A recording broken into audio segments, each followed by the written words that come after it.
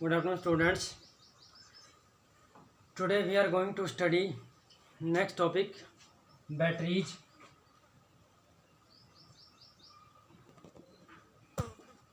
जिनको हम क्या बोलते हैं, कॉमर्शियल सेल्स भी बोलते हैं. Commercial sales very important topic है. I hope you all will listen carefully.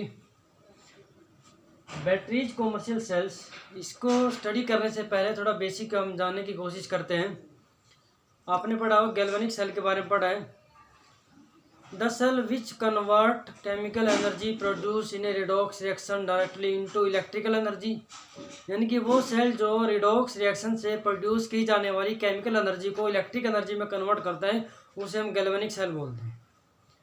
अब गैल्वेनिक सेल में आपने पढ़ा था, जिंक कॉपर का सेल पढ़ा था. जिंक कॉपर सेल में आपने ये पढ़ा था कि लेफ्ट हैंड साइड में हम क्या लेते हैं, जिंक कंटेनर लेते हैं जिसमें zinc metal is immersed in zinc sulphate solution electrolyte, and in the right side copper metal is immersed in copper sulphate solution, and both electrolytic cells are connected with the salt bridge. Internal circuit is completed by using salt bridge and outer circuit is completed by connecting wires.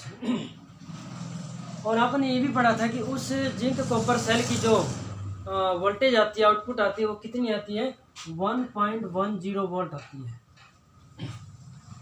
अब question ये है कि जो वो galvanic cell है, उस galvanic cell को हम कॉमर्शियल स्केल पर, लार्ज स्केल पर जो है यूज क्यों नहीं कर सकते. limitations of using galvanic cells on commercial scale.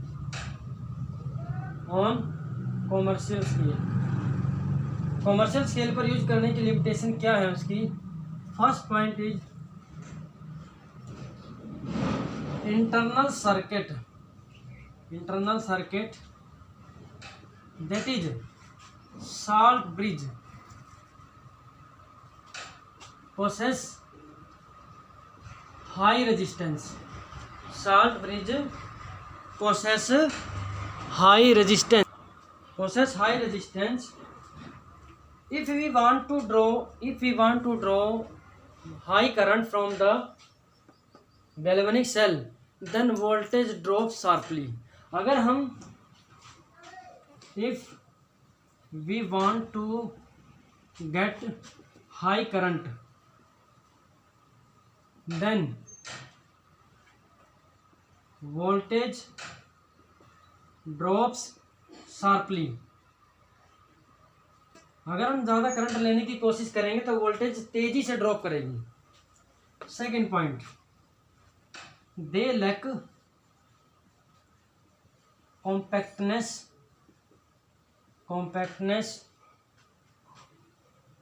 lightness and rough handling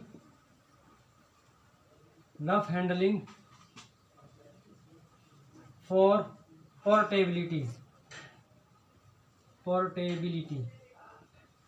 इसका मतलब क्या है कि पोर्टेबिलिटी क्या होती है, जिसको हम आसानी से कैरी करके एक जगह से दूसरी जगह ले जा सकते हैं. These are portable. तो हम जो है गैल्वेनिक सेल्स को आसानी से एक जगह से दूसरी जगह नहीं ले जा सकते, क्योंकि वो कॉम्पैक्ट नहीं होते, स्मॉल साइज के नहीं होते, हल्के नहीं होते और रफ हैंडलिंग नहीं होती. मतलब उनको बहुत केयर के साथ हैंडल करना पड़ता है. तो ये जो कमियाँ हैं, ये दो जो लिमिटेशन है, ये कारण है कि जिसकी वजह से गैल्वेनिक सेल्स को हम कॉमर्शियल स्केल पर यूज नहीं कर सकते. Then how we can use commercial cells. What are the characteristics of commercial cells. It means if we want to use any galvanic cell for commercial scale, then it must fulfil two requirements. अगर किसी galvanic cell को commercial scale पर use करना चाहते हैं तो उसकी दो रिक्वायरमेंट होनी चाहिए. फर्स्ट जो है, it should have compactness, lightness and rough handling. Means वो जो गैल्वेनिक सेल है, अगर वो कॉम्पैक्ट हो, लाइट हो और रफ हैंडलिंग हो, यानी कि उसको आसानी से एक जगह से दूसरी जगह ले जाया जा सकता हो, और दूसरा जो है वोल्टेज ड्रॉप नहीं होनी चाहिए।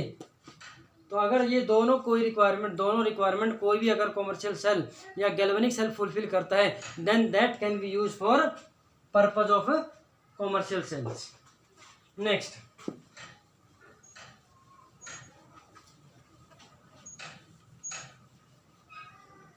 बैटरीज, जिसको हम कॉमर्शियल सेल्स बोल रहे हैं, बैटरीज या कॉमर्शियल सेल्स, ये आगे दो टाइप की हैं। एक है प्राइमरी सेल्स और एक है सेकेंडरी सेल्स। ध्यान से अगर आप देखें, बैटरी होती क्या है? Batteries, it is the combination of two और more cells connected in series. दो या दो से ज़्यादा इलेक्ट्रिक सेल्स को सीरीज में, अगर सीरीज कॉम्बिनेशन अगर में जोड़ा जाए तो that arrangement formed is known as battery. तो बैटरीज दो है, प्राइमरी सेल्स और सेकेंडरी सेल्स। प्राइमरी सेल्स कौन से होते हैं? विच आर नॉट रिचार्जेबल, यानी कि जो रिचार्जेबल नहीं होते, और विच आर रिचार्जेबल, वो दोबारा से चार्ज किए जा सकते हैं।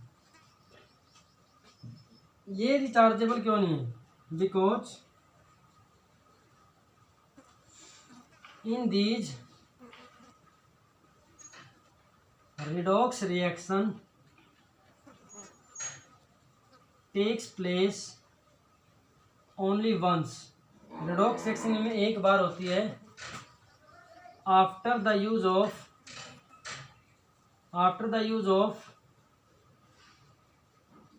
chemical energy, these becomes dead. वो क्या हो जाते हैं? डेड होते हैं। अब ऐसे क्या होता है कि इनके अंदर एक बार रिडॉक्स सेक्शन होती है और जो केमिकल एनर्जी प्रोड्यूस होती है, अगर वो ख़त्म हो जाए तो वो डेड हो जाते हैं।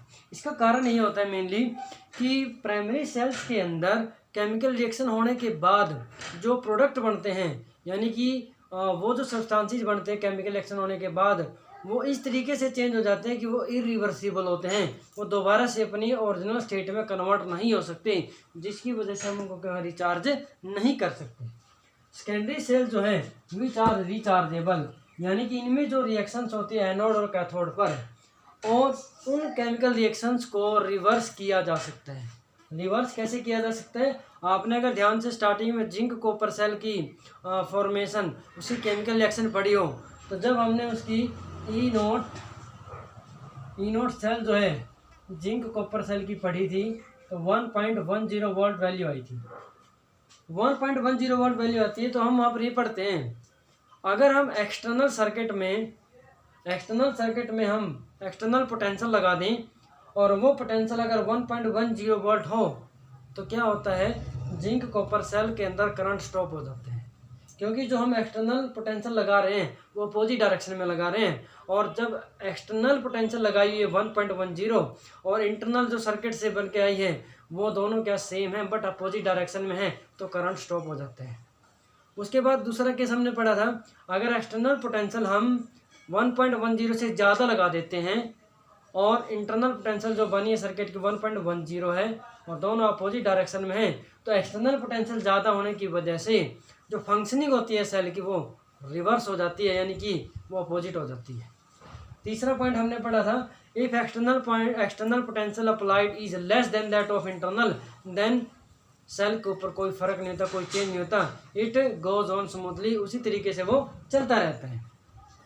तो इसी वही कंसेप्ट यहाँ पर अप्लाई होता है कि सेकेंडरी बैटरीज रिचार्जेबल क्यों होती हैं, क्योंकि जब केमिकल रिएक्शन होती है एनोड कैथोड के ऊपर, तो फिर उसे जो पोटेंशियल प्रोड्यूस होती है उस पोटेंशियल के अगेंस्ट में हम एक्सटर्नल पोटेंशियल लगा करके रिएक्शन को रिवर्स कर देते हैं, जिसकी वजह से क्या हुआ, वो रिचार्जेबल हो जाती है।